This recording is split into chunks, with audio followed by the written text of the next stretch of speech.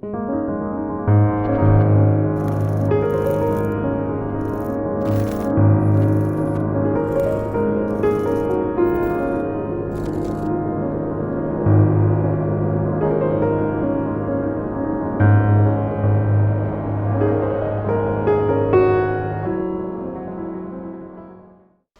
I started working for the prison services, I worked in one of the most dangerous prisons in New Zealand.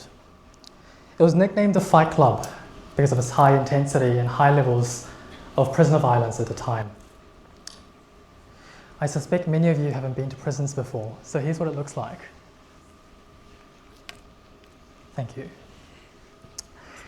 When you enter, you'll meet a corridor, white, metal, sterile, and lifeless. And in the distance, you might hear some yelling. Behind you, heavy metal doors closing behind you, accompanied by alarms on and off each time it opens and closes, and there is an air of tension. On one of my first experiences of my shifts in working in this prison, I remember feeling a little bit intimidated. But deep down, I was also really, really excited. You see, I'd spent hours and hours and hours, trainings after trainings, to be where I was at that point in time. And I believe, for me, this image demonstrated that I was at a place where I can make tangible change, a meaningful difference in some of our most vulnerable people in society. I was escorted by 2 corrections officers into the program room. There were 20 men, a lot more than what we have around here. They're already sitting in the room. And there was a man in the corner, sitting right over there, watching me closely. While I was setting up, table here, getting all the resources ready, he stood up and walked towards me. He came to my face and he said, "Why are you here?" I responded, I'm here to kind of deliver mental health programs. I'll be here every Friday. You'll get 5 sessions. And my hope is that you can use these skills once you're released. He said to me, "I've been in and out of this prison for the past 20 years. This is my home. I don't care about being released because I know I'm just going to come back anyways. So what's the point of me even sitting here listening to you?" In that moment, that man shattered everything I thought I understood about what I knew about what it means to help others. To me, helping others meant solving problems. And proof of this help working was progress. And I naively believed that when this help was working, there's a happy ending at the end of this. But the longer I worked, the more I encountered problems that were much larger than me. You see, problems and the same stories: homelessness, isolation, poverty, addiction, gangs, violence. Systemic realities that I had no control over. For some of you, this might be, I guess, a topic that you see fairly regularly on the news. But for me, it became a lot more. It went beyond an abstract social issue. To me, it became people's lives. Across my work on the helpline, I noticed people calling the helpline back, sometimes years at a time, wailing, crying, saying that they had fallen through the cracks of the system, that no one is there to help them, understand them, and support them. In my work in the mental health units that I was working at, people felt that they were being uncared for. Again, the systems weren't listening to them. They chose to self-medicate, they relapsed, and clinically, they deteriorated, requiring them to go through compulsory treatment. And in the prisons, people were released back into environments, and they eventually breached community supervision orders, leading them back to working with me. What unsettled me in those moments wasn't listening to pain when you work in these sectors, you expect to hear about pain, you expect to hear about suffering. But what unsettled me, and to this day hurts me most deeply, is listening and witnessing suffering that I could not fix.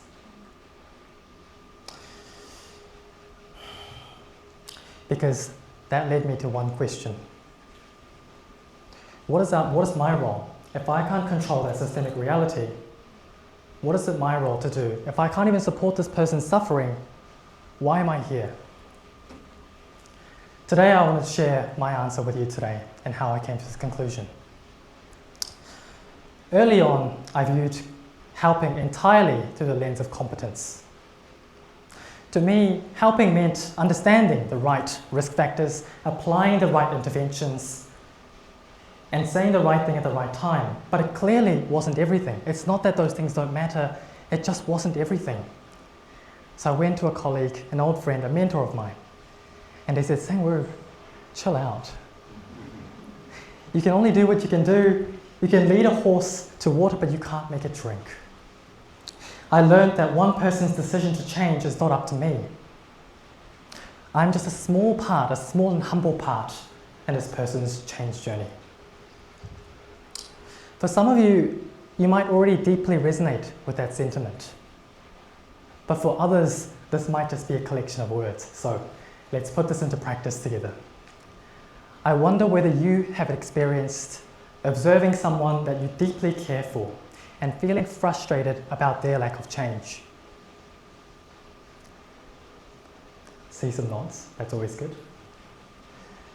Maybe it's your children.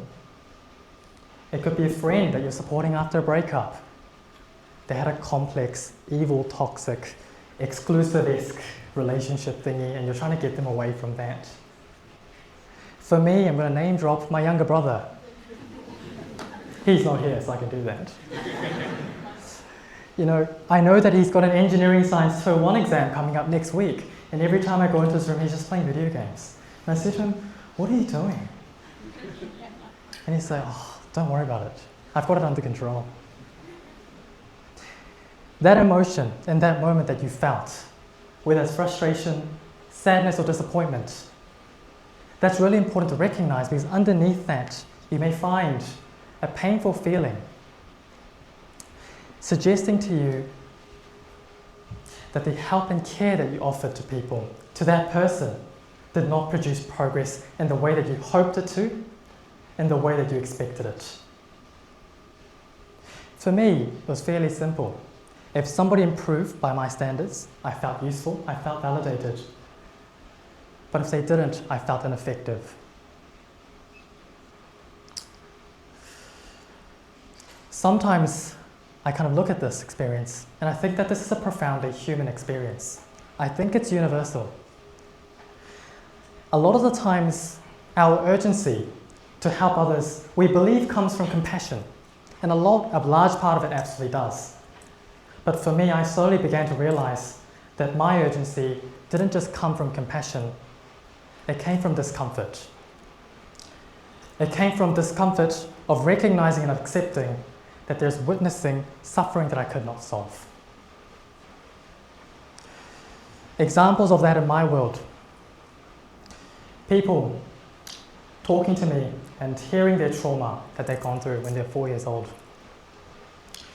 Being present and sitting next to someone, a victim survivor who's lost a loved one after the Christchurch mosque shootings.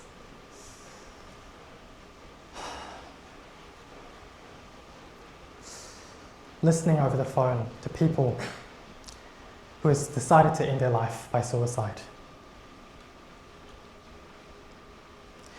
In all of those situations, I was put in a match. And in that match, my opponent was formidable, it was undefeatable, and I felt powerless. When we feel powerless, we naturally reach for control. We offer advice. We quickly move towards treatment plans.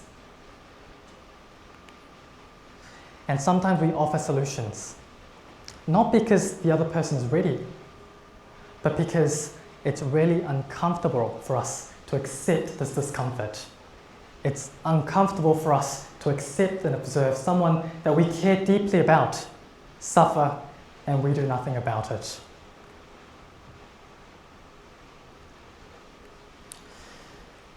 That led me to confront myself in many different ways.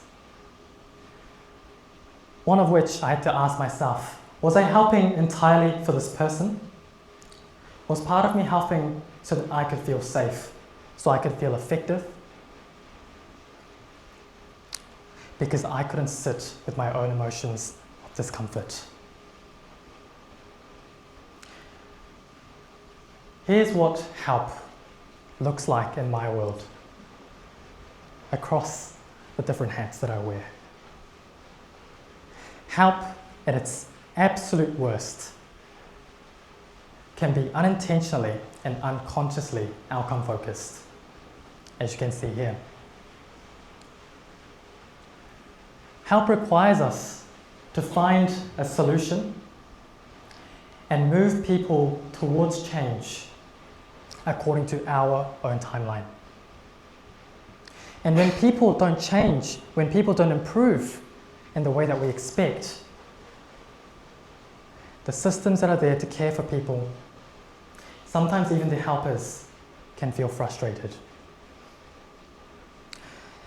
And I believe that's one of the most dangerous assumptions that we often make when we help people, when we help others. We believe that people are ready on command.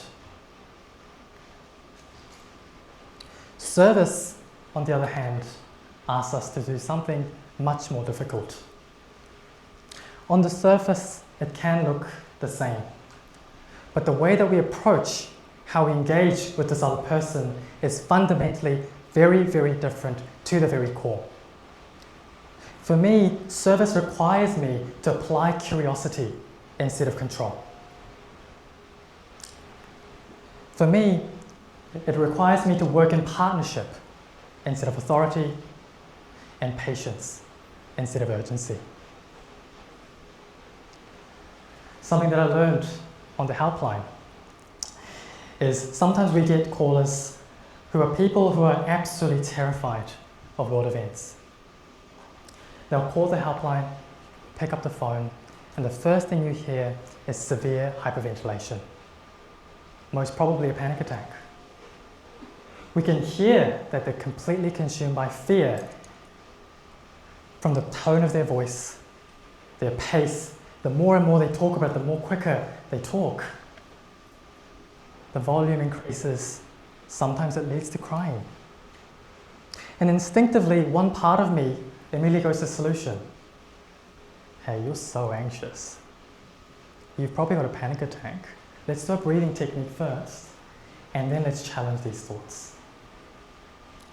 And it's really great when the other person responds to me and says, whoa, they're still hyperventilating, and they respond and say, I'm not anxious, I'm just really worried.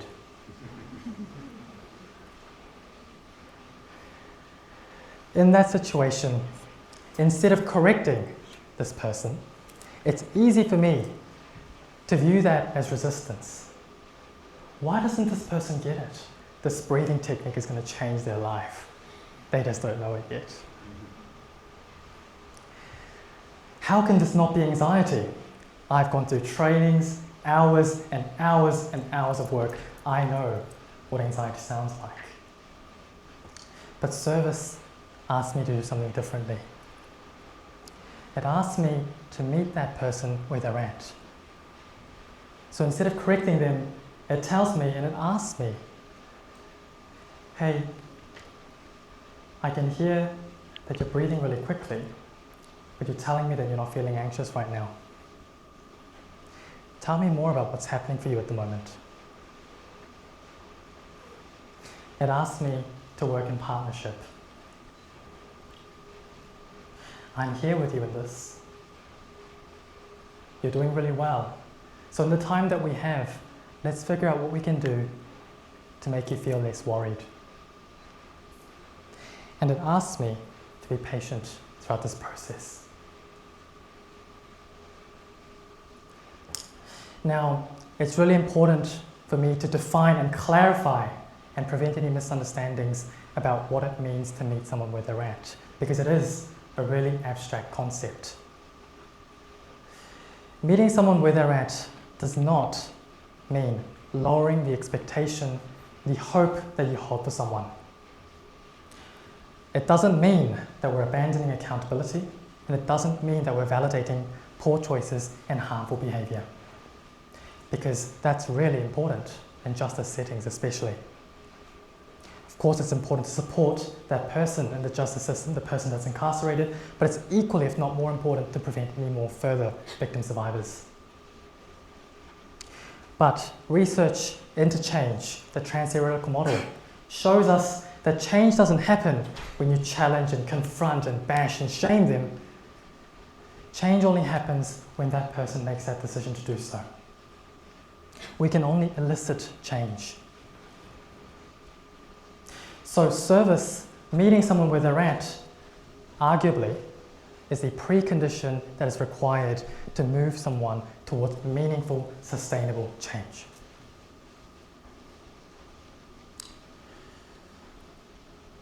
The other thing that's really important is to recognize that people don't exist in a vacuum. People exist in systems just like we do. We're all embedded and we're all part of a certain system. And service requires us not to ignore where this person has come from, but to simply acknowledge the conditions in which this person survives within. And last, but most importantly, it doesn't feel right to be talking about service without talking about self-care. Personally, I've got a lot of emotions as I'm talking about this now, because the journey of service hasn't been easy. And I suspect many of you, in your journeys of service, it's incredibly tough. I've been very fortunate to have amazing support and mentors that have guided me and supported me and been there with me in the times that I felt the lowest. And I just want to make sure that everyone, when you go on in your journeys of service, that you take care of yourselves in the way that matters and is most meaningful to you. So, after all this, why continue to serve? Why act in service when it is so hard? When we don't see the impact of our service in a tangible way, sometimes at all. What's the point in all of this? It's because we genuinely care. Whether it's professionally or personally, when you are acting in service, it's because you genuinely care.